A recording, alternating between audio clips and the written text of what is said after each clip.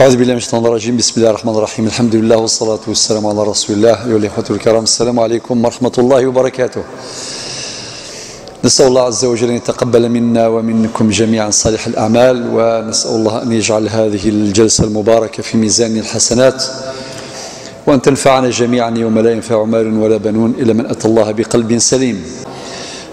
يثمثن كنت نسمع كثير دائما في حلقات الفقه المالكي آخر حاجة نخدم صلاة الاستسقاء. الساقي ما يبغى ربي سبحانه نبذو ذي النوافل، ولكن نبدأ برغيبة الفجر كما يسميها المالكية الرغيبة، وهي نوع من أنواع النوافل. والرغيبة واحدة، كان الرغيبة سميت الرغيبة لأن النبي صلى الله عليه وسلم داوم عليها، ثابر عليها، واظب عليها، ولم يصليها في جماعة. اسميس الرغيبة فضلت الفجر. اسميس دي المالكية الرغيبة.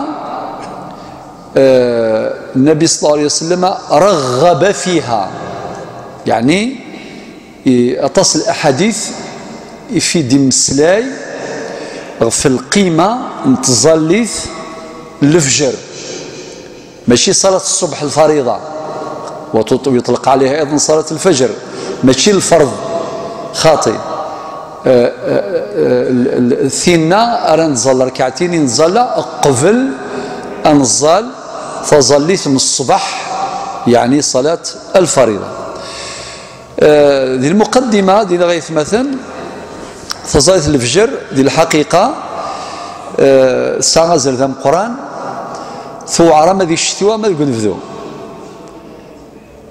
زيك وقالني تساكي يخدمني السفرة الأخوان ذقيون المقطع كني ناس يحبيبني يا محمد قفلن كيداك سلوضو وياض يناثنيد أتنقلافن دقوسو، يعني دقوسفلو هيد تساوين صافي لان وقاد يتقابلن السمسم سلوضو لان وقاد يتقابلن يتنقلاف دقوسو. تظليت الصبح صلاه الفجر اما كاد النيغ الساعه جردم قران فهيد نفقل الفضل ينس ان شاء الله بعد حين ينهي النبي عليه الصلاه والسلام في احاديث كثيره، ولكن في حياه الناس يستثقلونها، مش كامل طبعا، هناك من يستثقلها خاصة في وقتين، إما في وقت الشتاء أو في وقت الصيف. ذي الشتوى ذا صميض ذو نفذو الظلم فاش حل تظاهر الفجر ذو نفذو الله أكبر مد مكتظ زيك، وإن كان تورا مازالوا قاعد أصحاب ذرار وقاعد يعني يزغني في ذرين إلى آخره، ماشي اللي سهلا، ماشي مثورا كل شيء ديال الباطيمة كل شيء قرب أدي فكان سيد خامثيس صلد ما توضا إلى آخره بركة من حمان وكذا وكذا وزيك ثاني وارن وقاعد يشفان تظلت الفجر والعثوار ساعة على جرثم قران فنينث بلا شك، ولكن سوا زاليس ادي فغ بنادم ادي فرفرا غلخلا باش يدير الوضوء والصميض، من بعد اما يقرب الجامعه يروح الجامع، لانه قالوا له ما ينفع يروح الجامع ويكثر الخطى الى المسجد وهكذا. المهم صلاه الفجر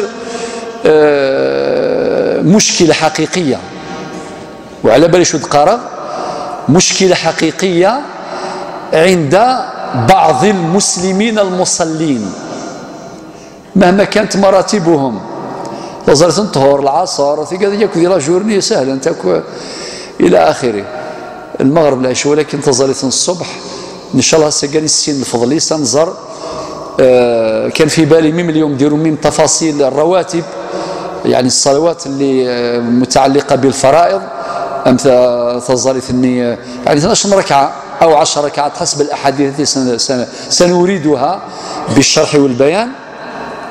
ولكن نركز على صلاة الفجر. درس اليوم على صلاة الفجر فقط. نسأل الله عز وجل أن يوفقنا للمحافظة عليها جميعا. لغة مرد ينظر الفجر معناه ضوء الصبح. بعد ينظر إن انفجر الفجر، انفجر معناه انشق الفجر من الظلمة، أو انشق الضوء من الظلام. ظلام ظلام ظلام يفقد الفجر استفاثيس، يفقد الفجر استفاثيس، يفقد سيطلام إلى ظلام. وبعدين صارت عملية شغلة ما كاين انفجار، انشقاق، سيطلام تفقد ثفاث. وقارن قوال يعني نسبة الشيخ محمد الحسين فلسي عفو ربي ناس ولاش تصبحيث ورنسعي ثمديث ولاش إيض ورنسعي ثفجريث. أكن قوى الطلام أبرد أدفان ثفاث. قارنت ميم ذي الحياة يعني الاجتماعية. الناس إذا اشتد الأمر أو إذا ضاق الأمر اتسع. وتسكن المثل الآخر أحين كلما يعني اشتد الظلام يعني هذيك هي علامة باللي أثيا نور الفجر إن شاء الله تعالى. إذن وجي من حيث اللغة. من حيث الاصطلاح ركعتان تركعان قبل صلاة الصبح، قبل صلاة الفجر بعد طلوع الفجر الصادق. مدفان ثفث الفجر انتذز ذينا يكشم الوقت نظلث للفجر. ثورة حكمها من العلماء من قال أنها رغيبة كما قال الإمام مالك، وهذا مروي عنه عن الإمام مالك اسمه رغيبة. ورغيبة يجي ما رغب النبي صلى الله عليه وسلم، يعني يرغب النبي عليه الصلاة والسلام على فعله وداوم واظب وثابر هو على ذلك من غير جماعة، وحث على ذلك في أحاديث ستأتي بعد حين. معناه يسمى الرغيبة رغيبة الفجر. أشرنا إلى هذا المصطلحات فيما سبق كي تحدثنا عن الصلوات غير المفروضات. إذن كنت نهضر معنى الرغيبة، معنى السنة، معنى الراتبة وكالرواتب إلى آخره. إذن رغب النبي صلى الله عليه وسلم، ولذلك الإمام مالك يسميه الرغيبة، يسميه الرغيبة. كيني الكويذة المالكية كيني نصلي صلاة الرغيبة يعني رغيبة الفجر. معنى السنة نتظلى قبل فظلي ثم الصباح اللي هي الفريضة. عند الإمام أشهب يسمى السنة كسائر العلماء، وهو القول المختار عند قطب من أقطاب المالكية وهو ابن عبد البر. ابن عبد البر مدني ابن عبد البر معناه نذكروا بعض كتبه، الكتب الشهيرة خاصة المرجعان التمهيد والاستذكار، في من الكتب المهمة جدا ومن أمهات الكتب في الفقه المالكي، وتنتخذ من واجه يقارن ابن عبد البر. طيب أثنتنا ند حكمها. أدنوي حديث السيدة عائشة رضي الله عنها لم يكن النبي صلى الله عليه وسلم على شيء من النوافل أشد منه تعاهدا على ركعتي الفجر. يعني ثند السيدة عائشة النبي صلى الله عليه وسلم يتصحى ذي النوافل، خاطر تجي نافلة من النوافل ماشي الفريضة، صافي ألدا تنصنف ذي الفرائض ذي النوافل. إنك ولاش يعني تظليث ومن في صلى الله عليه وسلم يخدمي تطاس وتتسجارة أم ظلي ثقي نرغب يقين الفجر. الحديث في البخاري رقم الحديث 1169 في البخاري، وكذلك عند مسلم رقمه في مسلم 724. كما كان النبي صلى الله عليه وسلم يواظب ويثابر على صلاة الفجر الرغيبة، كذلك كان الصحابة رضي الله عنهم أجمعين. يعني الصحابة ذا تظلن تزريت الفجر وغفلنا راه فلاس حرزنت تحافظن فلاس يعني الصحابة تحافظن في زريت الفجر أماكن يتحافظ فلاس النبي صلى الله عليه وسلم. لذلك يغردني غا كتحافظ فلاس الصحابة خاطر الأمر ثاني لا ميم ثمورثنا غيث وشولينا نفادي مغارنا حرزن تزريت الفجر نحرز خاطر في كان اساس في كازال ولا مراكي اماكن تصرف كاع يعني كاين عائلات اللي رجالهم ونسائهم يحافظوا على صلاة الفجر على الرغيبة فصار امر عادي دخل في البرنامج تنوض العائلة كلها وتصلي صلاة الفجر عادي بدون اشكال. ولكن كاين عائلات صلاة الفجر تماما غائبة تماما ماشي مرة في الزمان عادي. هو النبي صلى الله عليه وسلم كما سنصل بعد حين فاتوا صلاة الفجر ما صلاهاش في الوقت رقد النوم سلطان. وكذلك حصل للصحابة نذكركم فقط في غزوة في خيبر النبي صلى الله عليه وسلم حينما رجع مع الصحابة ورحت له صلاة الفجر عادي هو مع الصحابة وبعدين بعد شروق الشمس وصلوا الرغيبة وبعدين صلى بهم النبي صلى الله عليه وسلم جماعة صلاة الصبح يعني فريضة. ولكن هذا الأمر تدريب وتربية وبرمجة ما إلا الإنسان يسعى البرنامج. لذلك كاين كثير من الناس يقول لك ما نحتاجش البورتابل ولا الرفاي ولا المنبه يقول لك وقت الأذان ينوض. الآن يتكلموا ما يسمى بالساعة البيولوجية. الساعة البيولوجية لا بيولوجي نتاعنا عندها ساعة كما مولف الإنسان بروغرامي هكذاك. ممكن الفجر على 5 مثلا تاع الصباح إذا كان يرقد على 4 وينوض على 5 إلا نادرا. ولكن اللي الساعة نتاعهم بروغرامي ينوض على 9 عادي ولا على 10 ولا إذا كان يرقد على 8 نتاع الليل ينوض على 10 نتاع الصباح عادي ما في حتى إشكال. لذلك علاش قلت واظب عليها الصحابة باش نتكلموا على المواظبة على صلاة الصبح. ونعرفوا شيوخنا الله يبارك الآن في القرى في المداشر في الجبال الشامخات الشاهقات مسألة الفجر لا تناقش.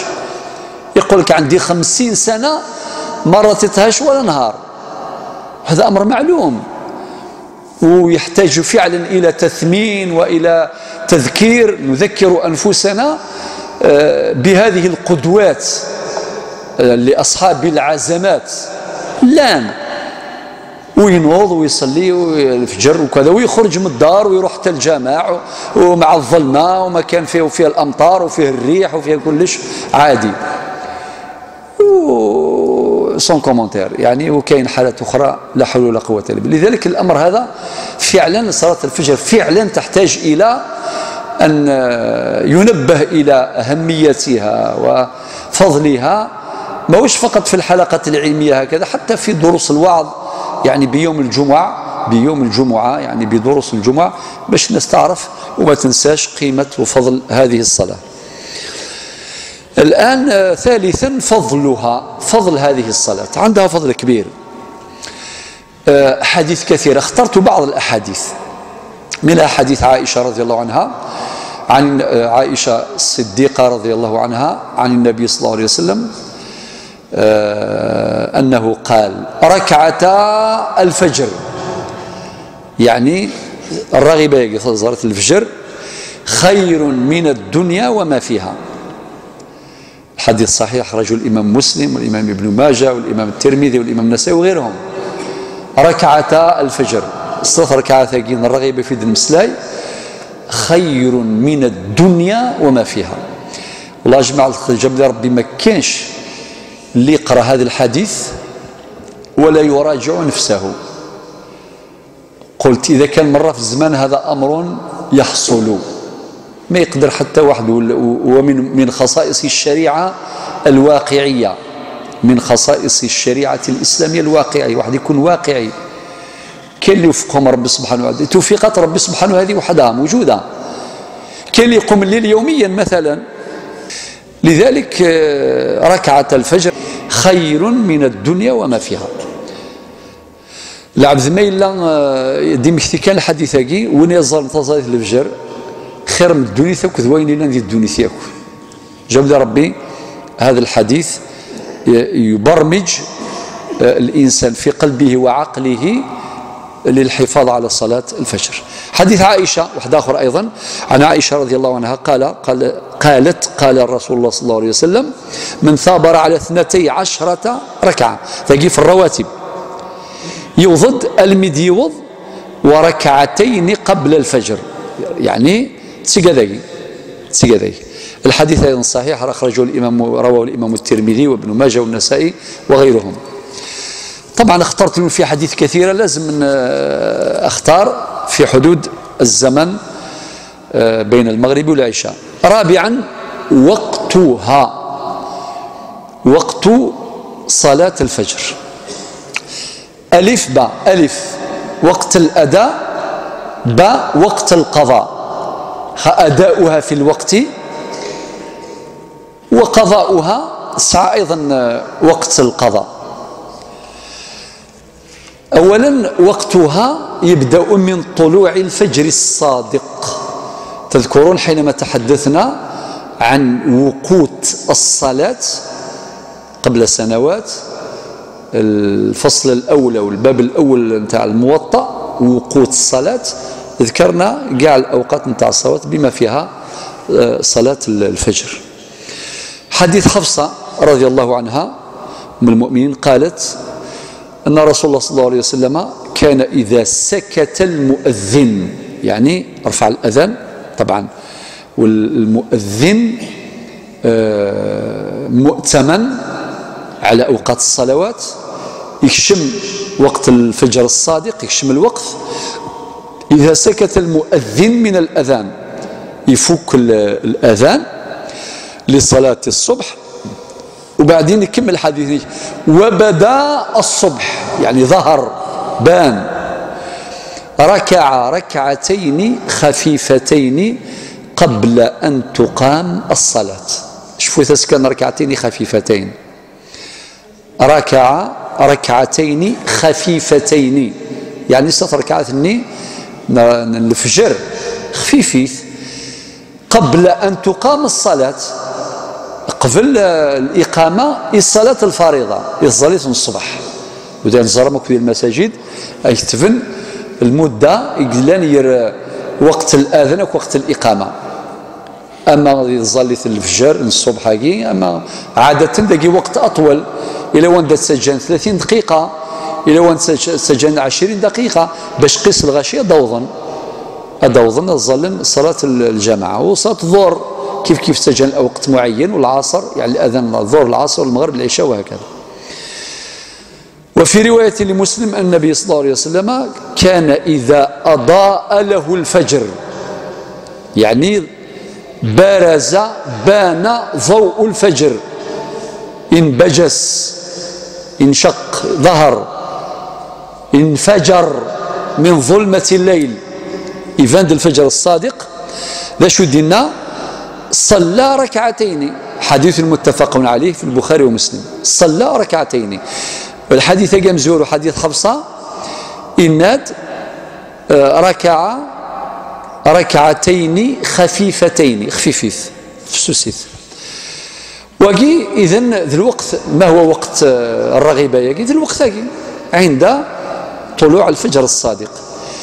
ولكن يون ما إلا إفاثيث أمشي زمار ثفاث، يعني حالات الفوت، إما الإنسان ما صلاش الفجر في داره، ويندب بالمناسبة يندب صلاة الفجر في المسجد ماشي في البيت، يندب من باب الاستحباب والندب.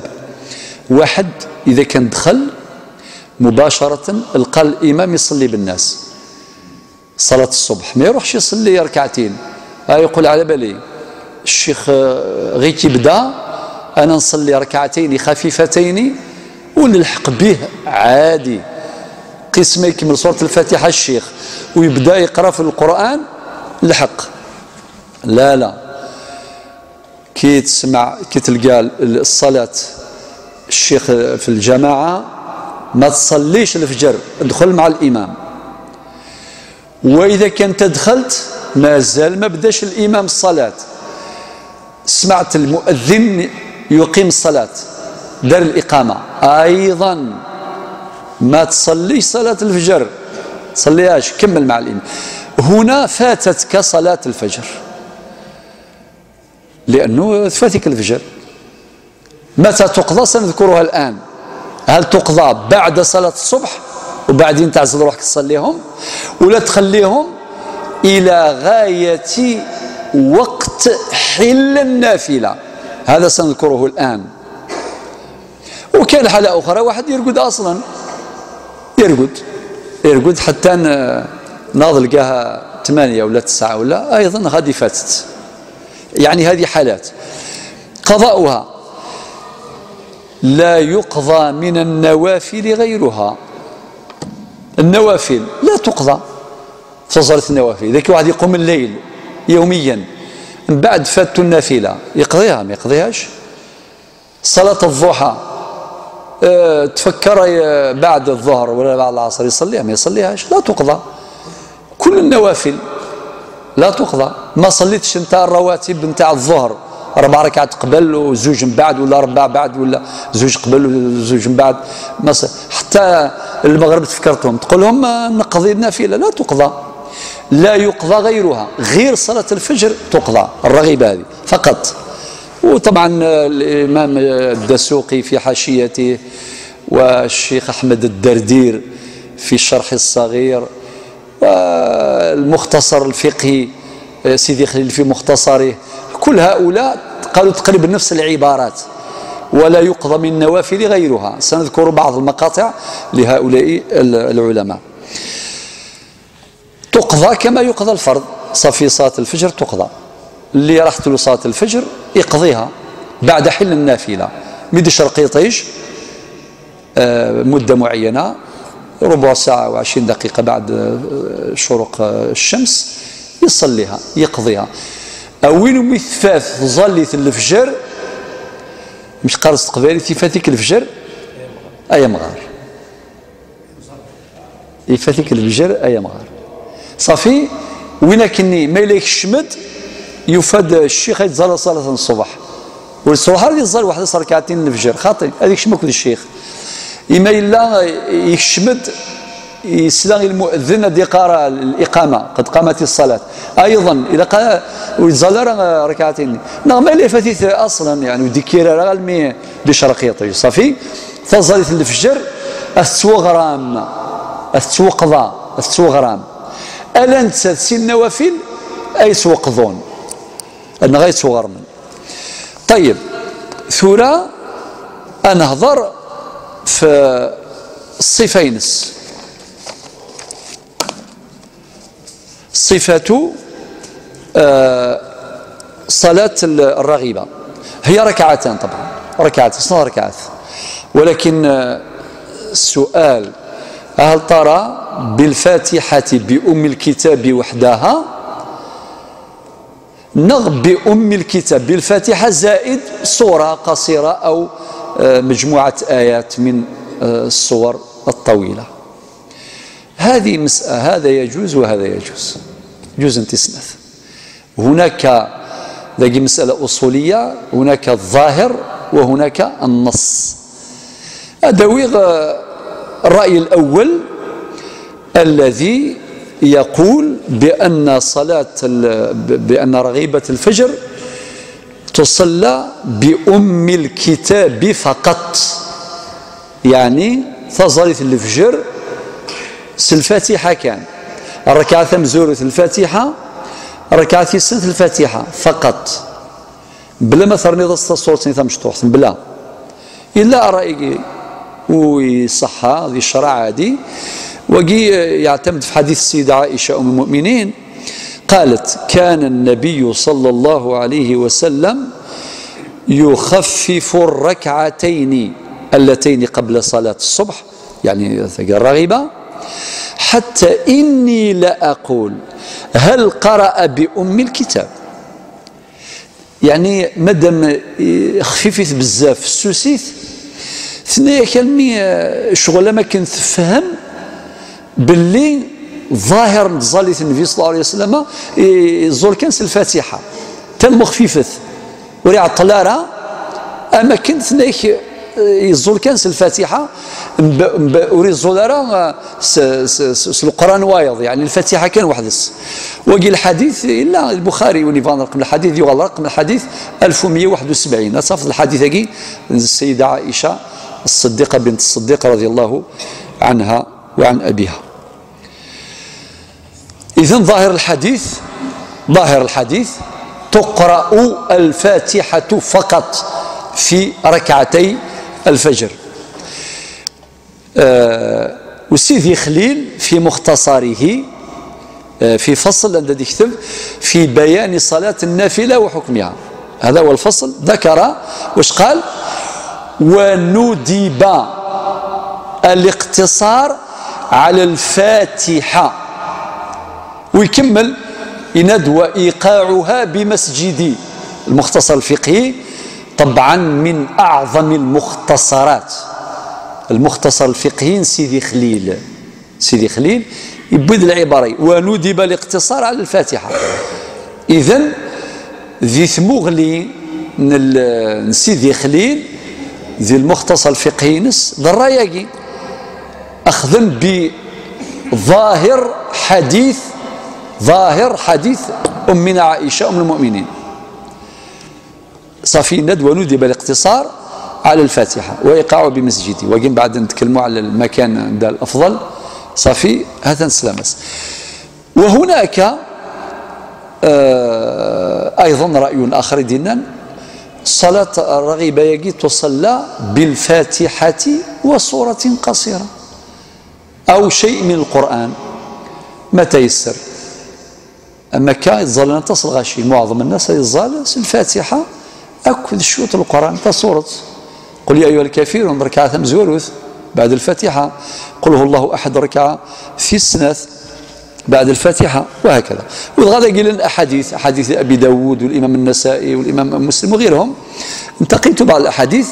حديث أبي هريرة، أبو هريرة رضي الله عنه إن رسول الله صلى الله عليه وسلم قرأ في ركعتي الفجر بقل يا أيها الكافرون وقل هو الله أحد. وقيل الحديث رواه الإمام مسلم ورواه الإمام النسائي والإمام أبو داود، وقيل حديث أبي هريرة صافي ذاقي مدنا العلماء الرغبة الفجرقي أنزل الفاتحة أكو الصورة.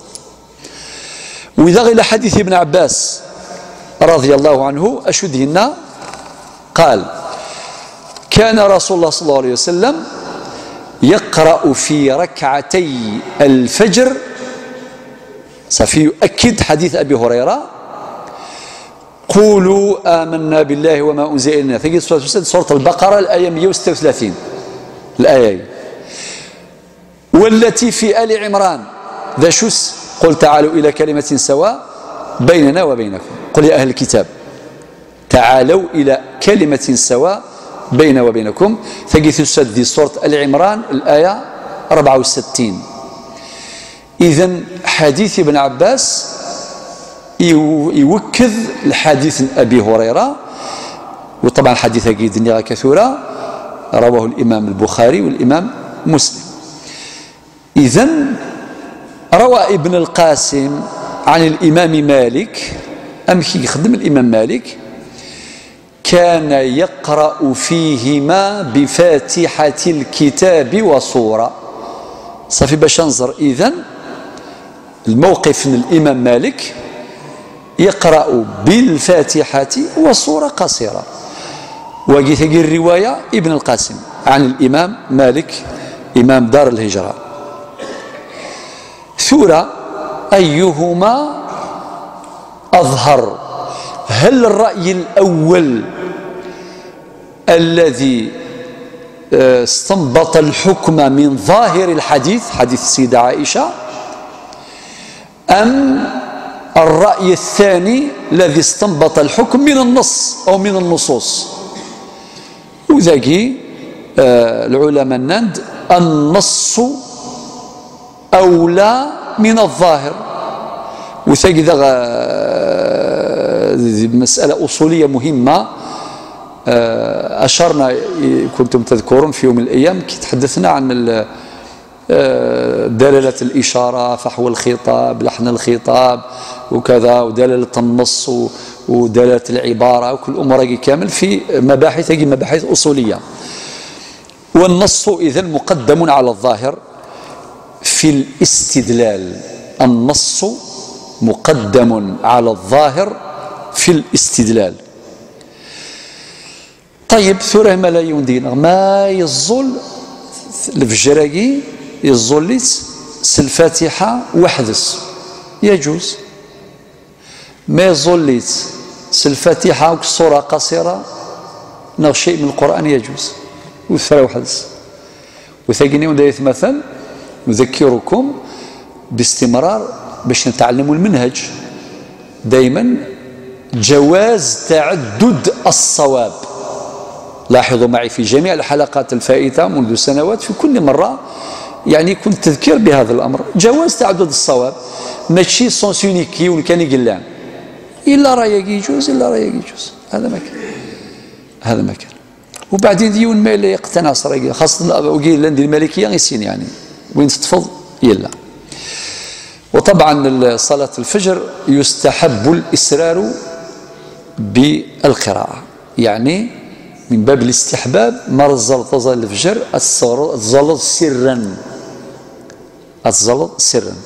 تذكرون في يوم من الأيام حينما تحدثنا عن النوافل قلنا النوافل الليلية يستحب فيها الجهر، والنوافل النهارية يستحب فيها الإسرار أو السر. ونظل النافلة دقواس هذه الظل 4 ركعات قبل الظهر، هذه الظل الضحى نضحى السنة 4 أو 6 أو 8 أنت الظل سرا، ولكن يستحب ذكيض فزريت ذكيض أنت الظل نوافل أنت الظل جهرا.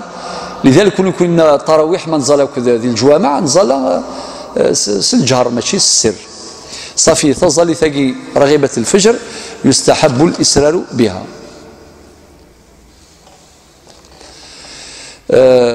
نيغون في سيدي خليل في القضاء المقطع اني في غاثي دينير اثن في دينير ثورة سيدي خليل في المختصر ان ولا يقضى غير فرض الا هي، وهو يتحدث عن رغيبة الفجر. ان ولا يقضى غير فرض معنى الفرائض تقضى. لذلك نكثر ما ديسيون نري الظلال من 50 سنة.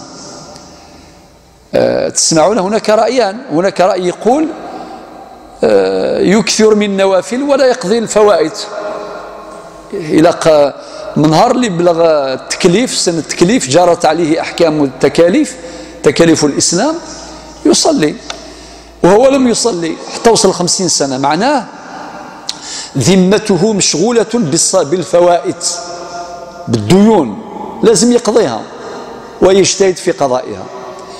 وهناك رأي يقول لك لا اللي فات خلاص يكثر من النوافل والحسنات يذهبن السيئات كما قال القرآن إن الحسنات يذهبن السيئات. الإنسان يكثر من النوافل والرواتب وكذا وقيام الليل إلى آخره هذا يجزي. والرأيان معتبران، ولكن الأولى بالاعتبار هو الرأي الذي يقول بالقضاء. لذلك السادة المالكية في عباراتهم المختلفة يقول ولا يقضى غير فرض. واستنبط العلماء من مثل هذا الكلام قال لك جميع الفوائد نتاع البارح ولا نتاع 20 سنة ولا كلها. والجمع أولى من الترجيح، بمعنى الإنسان يقضي ما عليه من صلوات تبرئة لذمته، وكذلك يأتي النوافل ويحصل أجر النوافل. يعني ولكن الزلراء ذي الوقت اللي ما عندنا شحال السنين أمشار السنين أقضوا الأعوام والزلظرة قضوثا، والقضاء سليسر إما مكل تظليث أسطر تظليث الزل تظليث من الصباح فريضة بس الحاضرة الزلثنا يعدان الزل تظليث طهور بس الزلثنا يعدان العصر كيف كيف، المغرب كيف كيف، العشاء كيف كيف، معنى مكولاس تقضي ونواس ثقي ديوث الطريقة ما فسست فلاك ذبايت إلا طريقة النظام ماشي هكا من ميكستوفا ثورة كايز مرة روح هذه الزال ديهين هذه الزال كومبلي لا جورني تنكمل ياكو هذه غادي الزال أكثر هذه الزال مثلا الصبح الظهر العصر المغرب العشاء ثاني كفاية ونواس يولي من يسجد أسدي عوض الصبح الظهر العصر المغرب العشاء ثاني يوصل يومين يقضى يومين ممكن بنادم يا المغرب العشاء هذا يقضوا 3 أيام عادي إما يفضل صلاة الصبح هذا يفضل صلاة الظهر شفا ما شو نهضر في صلاة الظهر إما يبدا يكون صلاة الظهر العصر المغرب العشاء الصبح يجوز خاطر صلاة الظهر أول صلاة ظهرت تظل تمزول فيك الظلم في صلى الله عليه وسلم جبريل عليه السلام تظلتهم الظهر وسميت الظهر لسببين الأول لأنها أول صلاة ظهرت الثاني لأنها تصلى في الظهيرة كلاهما حجة لتأكيد هذا الوصف المعنى يا جماعة الخير وذا ثاني يقضوا وبعدين ماشي ما يبدا يغرم الا قد يغرم يوميا خاطر لو قاعد يستقساين كاين اللي يقول لك انا كي نبدا نغرم يوميا لا خويا شكون قال لك يوميا تكون مريض تكون مشغول عندك سفر عندك ضياف عندك مناسبة جنازة عرس المهم صلي صلاتك المهم صلي صلاتك الحاضرة والسلام معنى لا تكلف نفسك أكثر مما تطيق درت نية القضاء وراك تقضي ميم لو كان تموت ومازال ما قضيت جميع الصلوات ربي غفور رحيم والحديث قال إنما الأعمال بالنيات وإنما لكل امرئ ما نوى والقاعدة الفقهية تقول الأمور بمقاصدها الأمور بمقاصدها أنت قاصد باش تقضي كل الصلوات اللي أنت راك مدين بها ولكن جاء الأجل قبل تحقيق المقصود ربي غفور رحيم وزايد تجمع مع القضاء تصلي صلوات النوافل والرواتب بقدر الطاقة والإمكان فهذا الرأي هو أولى بالاعتبار ومن أخذ بالرأي الآخر لا ننكر عليه المنهج هو لا ننكر عليه لا إنكار في مسائل الخلاف يعني ما إلا ولم يونكين كيو يعجب رأيك يعجبي كان الرأي أذقطوك كأذزل كان نوافل وخلاص يفات ذاين فاتنت وزمان تغرمض هذاك ما ذكرنا معليش يعني ربي المهم هذه الظال وتجارة الظالف وخلاص حديث أبي هريرة رضي الله عنه النبي صلى الله عليه وسلم نظر في القضاء لما نام هو صحابته يعني متى عند رجوعهم من غزوة خيبر فلم يستيقظوا صلاة الصبح وثاقي طبعا في حديث يعني في الموطأ إن شاء الله سيأتي بيانه في الوقت المناسب فصل الفجر صلى الرغيبة كرند بعد يمدي شرقية طيج يذكر ما ظن النبي صلى الله عليه وسلم ولا الصحابة تلاقي فيها حكمة بالغة مدنا فصلت الفجر لأنه قال أسسراتين مرة في الزمان عادي المهم أنهم سلطانيون يتصلوا ذكرارا الله غالب وقدر ربي سبحانه يضروا الشيء النبي صلى الله عليه وسلم وكل الصحابة عادي يضرياس أي أكنك خدمة نخدم هذا مكان وماشي معناته واحد كيسمع هذا الحديث يقول صافي مادام النبي صلى الله عليه وسلم ديجا رحت الفجر صافي وانا وين بان إيه نعم باش يعلمنا قدر الله ذلك تعليما لنا باش نتعلموا حتى في أمر الخطأ كي قال إنما أخطأ لأعلم ترقيع الصلاة وكذا إلى آخره ترقيع الصلاة هكذا باش النبي صلى الله عليه وسلم يعلمنا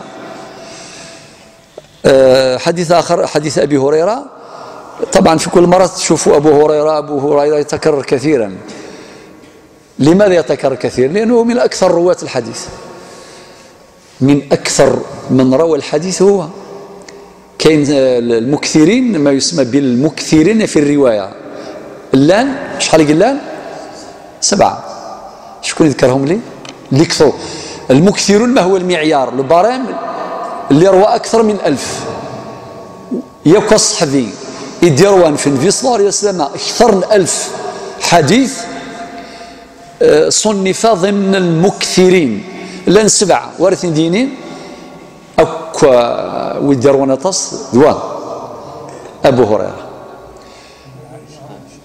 إلا وايض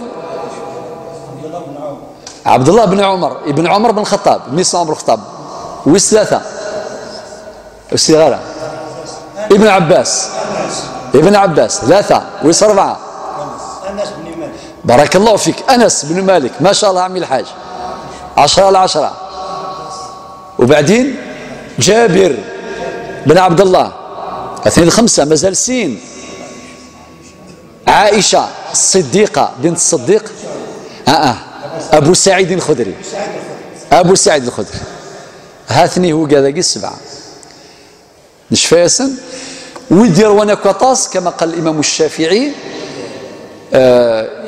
أبو هريرة يرواد ورا دينين الرقم ماشي قال يحضر العشاء في حلقة الموطأ اللي حضروا البارح في حلقة الموطأ ما يجاوبوش نلجأ إليهم عند الضرورة وإذا لجأنا إليكم ولم تذكروا تروي في اللوان هكا شيخ محمد خاطر شفت بعض العناصر بعض الإخوة البارح حضروا وذكرنا العدد صافي لا نلجأ إليهم إذا كان ما كانش وإذا لجأنا إليهم يجيبوا لا نعم أبي بري معليش أبي بري شحال تظنوا أبو هريرة ولا الحديث الأحاديث خاطئ يلا معليش تفضل 5000 وشيء استقبالي 5000 وشيء يعني شيء معناه فيرجول فاصل تفضل 5349 نو 5300 راحوا لك زوج أو زدت زوج 47 5347 حديثا مجموع الأحاديث اللي موجودة في البخاري برك 609 وقد روى عن أبي هريرة أكثر من 800 رجل بين صحابي وتابعي باش تعرفوا أبو هريرة واش يكون وهو من أهل الصفة اللي راح منكم كامل المدينة إن شاء الله ربي ما يحرم حتى واحد وراء الحجرات وراء قبل النبي صلى الله عليه وسلم تلقى واحد الاستراد واحد المصطبة هكذاك ثم اللي كاين أهل الصفة يجتمعون وأبو هريرة منهم إذن فلا نتعجب كي نسمع أبو هريرة يعني شيء طبيعي. إذن عن أبي هريرة رضي الله عنه النبي صلى الله عليه وسلم نام عن ركعتي الفجر فقضاهما بعدما طلعت الشمس. الحديث صحيح أخرجه الإمام ابن ماجه رقم الحديث 1155. وقت القضاء درك الآن وصلنا لوقت القضاء. وقت القضاء بعد حل النافلة يعني هذا يمتد إلى غاية الزوال. هذا في المشهور لحديث أبي هريرة سنذكره الآن. قال رسول الله صلى الله عليه وسلم من لم يصلي ركعتي الفجر ليونوز الفجر فليصليهما بعدما تطلع الشمس. أكلت دينه. الحديث رواه ابن خزيمة والإمام الحاكم في مستدركه والإمام الترمذي وابن ماجه وغيرهم. صافي إناء النبي صلى الله عليه وسلم بين لنا وقت القضاء. ما هو وقت القضاء؟ ماشي بعد الصبح. سمحتي ما دياسيون أدياف الشيخ يتزال جماعة ورزال الفجر تودن لنا من ميك فان الشيخ الجماعة صلاة الجماعة كاين بعض الناس يصليها مباشرة يروح يقضيها صح؟ وهذه خاصة موجودة في الأحياء الجامعية بشكل ظاهرة على طول. حكم ذلك الكراهة. حكم ذلك الكراهة. فريون ذي ولي مانيس ما يولي مانيس يبغى أتدياوي سوا يقضيها عند حل النافلة مدي شرقيطي جا يروح هذه غرام صلاة الفجر أتيزال يسعى الوقت تقول اسمها دي شرقيطي جا لما وقت الزوال ياكل المدة يقعد يقضوا صلاة الفجر اما في 8 اما في 9 اما في 10 اما في 11 اما وكل وقت وكل زمان ديال الظل صلاه الفجر وقت حل النافله. وما الا بعد صلاه الجماعه ادى هو صلاه الجماعه تبعني مليح مع الامام فثيث ما يزول اسم بعد حكمه حكم الكراهه. اما الا عند طلوع الشمس يحرم عند طلوع الشمس وقت الشروق، ربما بعض الناس ما ينتبهوش يكرد كان ذكر هذه الظل ماذا الوقتين طلوع الشمس تحرم النافله وقت طلوع الشمس. ولكن واحد دروك ممكن يسأل يقول انا يا ما جيتش للجامع مثلا الفجر اذا كان على 6 هو ناض على 6:30 على 7 غير 4 في دارو ما فاتوش الفجر يصلي الراغب الفجر ويصلي صلاه الصبح عادي. فهمتي اش معنات الخير نغدا كيما اللي يروح للجامع وناد باللي يندب يستحب صلاه الفجر داخل المسجد ماشي الدخان. وما يزال الدخان طبعا عادي صحيحه وجائزه ما كاش مشكل، ولكن من باب الاستحباب. ثوران الناد من دخل المسجد ووجد صلاه الجماعه للصبح الفريضه يدخل مع الجماعه. ادنوي حديث ابن عمر. ابن عمر جاء فدخل المسجد، ابن عمر بن الخطاب وهو من اكثر الصحابه تتبعا لآثار المصطفى صلى الله عليه وسلم، وهم في صلاة الصبح يعني لقاهم يصلوا صلاة الجماعة ولم يكن صلى ركعتي الفجر. ابن عمر بن الخطاب يشمد الجامع يفاثني ذات ظل فظلتنا الفرض الجماعة نتسوري الزلال الفجر الرغيبة فدخل معهم في صلاتهم يكشم يدسن ثم انتظر حتى إذا طلعت الشمس. على طول يطبق الحديث ني حديث الترمذي مباشرة بمعنى أوتي الزلال الفجر بعد صلاة الجماعة أجل ذلك أخر ذلك إلى ما بعد طلوع الشمس وحلت الصلاة صلاهما يعني ما يديكش وقت حل النافله ذينا يزول صلاه الفجر. الحديث ايضا رواه الامام مالك في موطئه ورواه الامام ابن ماجه وغيرهما. اذا يا جماعه الخير اذا كان واحد دخل ولقى صلاه الجماعه صلاه الصبح يدخل مع الامام لتحصيل اجر الجماعه. اما صلاه الفجر اللي ما صلاهمش ما يقضيهمش مباشرة بعد صلاة الصبح بعد الفريضة فذلك حكمه حكم الكراهة. ما دينا حكم الكراهة ما إلا يون ذا مسافر ما إلا يون مشغول ما إلا يون يعيا يبغى يغرس يضرس مثلا يسعى ظروف معينة أتي الظل هذا ما كان صافي حكم الكراهة معنى الصلاة الصحيحة على كراهتها ولكنها صحيحة. ما إلا يون في على راحة يصليهم عند حل النافلة كما فعل ابن عمر وقد سمعتم إلى الحديث. ومن إذا كان في الإقامة دخل الإنسان ما صلاش الفجر في داره وسمع المؤذن يقول الله أكبر الله أكبر قد قامت الصلاة مازال ما بداش الإمام ما دارش تكبيرة الإحرام اسمع غير الإقامة إذا الحديث أخرجه الإمام مسلم وغيره والنسائي وغيرهما يقول إذا أقيمت الصلاة فلا صلاة إلا المكتوبة. إذا أقيمت معنى ما يسيس كان إقامة فلا صلاة إلا المكتوبة. صافي نجمعوا كاع الأحاديث هذه باش نخرجوا الأحكام. النقطة أخرى قلنا أشرنا إلى الآن نركزوا عليها الآن استحباب صلاة الفجر في المسجد. علاه لماذا مستحب؟ الفجر كاين اللي يصليها في الدار ويجي الجامع وكاين اللي يتوظف في الدار وخاطر كي يتوظف في الدار ويجي الجامع كما في الحديث نتاع الامام مالك في الموطأ الحديث رقم 59 والحديث رقم 60 وين لكثرة الخطى يكثر الخطى واحد الخطوة تحط سيئة والاخرى ترفع درجة. يا سعد كي يتوضا في داره يقصد الجامع، فهو في الصلاة مادام متوضا من داره وقاصد المسجد باش يصلي صلاة الجماعة، يعني أجر كبير. طيب هناك احتمالان، كاين اللي ما صلاش في الدار، دخل للمسجد يصليهم، مستحب باش يصليهم داخل المسجد، وكاين اللي يصليهم في الدار. دروك إذا كان واحد يشوف روحه يقول ما يريسكيش كما نقولوا إذا شاف روحه على باله يلحق، مثلا على باله الشيخ يقيم صلاة الجماعة كذا بعد 20 دقيقة، هو شاف روحه يمشي 10 دقائق، يصليهم في الجامع أفضل ما يصليهمش في الدار، صلاة الفجر رغيبة.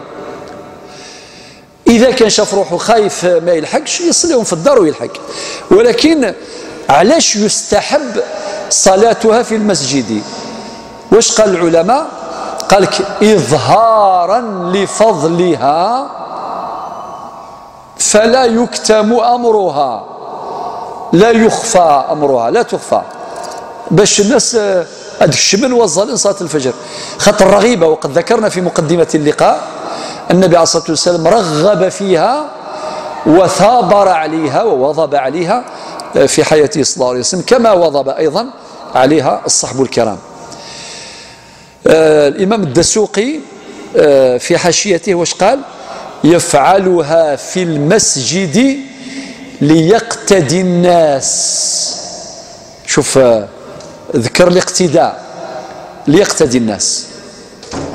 وكذلك الإمام الدردير في الشرح الصغير قال كلاما يشبه هذا، قال وندب إيقاعه، يتحدث عن الفجر، وندب إيقاعه بالمسجد، وبعدين قال وناب عن التحية. شوف العبارات الدقيقة. هذا الإمام أحمد الدردير في الشرح الصغير قال لك وندب إيقاعه بالمسجد، وبعدين قال وناب عن التحية، دي موكلي. معنى واحد كي يدخل الجامع يا أخي لازم يصلي تحية المسجد. إذا دخلت الجامع وصليت ركعتي الفجر بلا ما تصلي تحية المسجد، دير النيتين وتأخذ أجرين، أجر نتاع تحية المسجد، لكل مسجد تحية وتحية المسجد الحرام الطواف كما قال ابن عرفة، وعندك أيضا ديت أجر نتاع رغيبة الفجر وناب عن التحية. إذن صلاة الفجر تنوب عن تحية المسجد. ومن صلى الفجر في بيته ثم أتى المسجد هل يصلي تحية المسجد؟ يلا واحد صلى صلاة الفجر في الدار وكي يدخل المسجد هل يصلي التحية ولا لا؟ ما يصليش. أنا عامي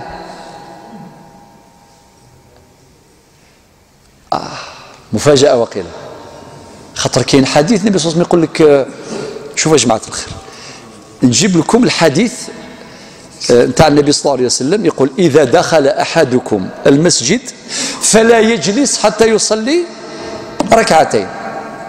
تعرفوا كاع الحديث هذا، إذا دخل أحدكم المسجد فلا يجلس ويصغي حتى يصلي ركعتين، وثاقي تسمى نافلة ذات سبب، بشرط أنه اللي دخل المسجد بنية المكث أو المكث أو المكوث، بنية باش يقيم. عمال النظافة نتاع المسجد مثلا ما يصليش، ماشي راه خدام صافي، كل ما يخرج لبرا يدخل باش ينظف يصلي، هذا خدام، هذا ما عندوش نية باش أصلا خدام. إذا واحد باش يخرج يدخل منا باش يخرج من هي ما يصليش. ولكن إذا كان دخل درك واحد الإخوة راهم يدخلوا الآن راهم يصليوا تحية عادي ويطبقوا هذا الحديث، إذا دخل أحدكم المسجد فلا يجلس حتى يصلي ركعتين. وهذا الحديث صحيح، اللي بغى يشفع الرقم نتاعو ساهل له، كات كات كات، البخاري 444 تلقى هذا الحديث، كات كات كات. هذا حديث صحيح. درك واحد يقول اخويا انا نطبق الحديث، انا خاطيني الامام مالك ولا خاطيني يا ودي. هو الامام مالك امام دار الهجره، تعرف واش قال؟ تبعني مليح. الامام مالك قال لا يصلي التحيه ويجلس حتى يقوم لصلاه الصبح، وهذا هو الراي المعتمد في المالكيه. ربما هذا الامر ان شاء الله نتكلموا عليه، ولكن نجيب لكم حديث الإمام أحمد رضي الله عنه. واش يقول؟ فإذا طلع الفجر فلا صلاة إلا ركعتين لكي تصلي الفجر، فإذا صليت الصبح، استخدم الفجر والصبح باش نقولوا بلي صلاة الصبح معناها هي الفريضة، صلاة الفجر هي الفريضة، ولكن كوني في الاصطلاح التواسي الفجر يكون الصبح. فأمسك عن الصلاة حتى تطلع الشمس. المهم المسألة تحتاج إلى بها نبدأ الدرس القادم إن شاء الله تعالى. صافي الخوى اللي صلى صلاة الفجر في داره ما بقاش نافلة، بقات لك غير صلاة الصبح تصليها فقط اللي هي صلاة الفريضة. دخلت المسجد أجلس، وهو ما سجله كذلك سيدي خليل في مختصره الفقهي، وما أشار إليه كذلك الإمام الدسوقي الذي اعتمد عليه الإمام الشيخ أحمد حماني رحمه الله في فتاواه، وكذلك صاحب الشرح الصغير اللي هو أحمد الدردير. فالرأي المعتمد إذن في المالكية هو هذا. إلى هنا ينتهي حديثي إليكم اليوم، استودعكم الله الذي لا تضيع ودائعه. لقاؤنا يتجدد بعد 15 يوم إن شاء الله وقدر، والسلام عليكم ورحمة الله وبركاته.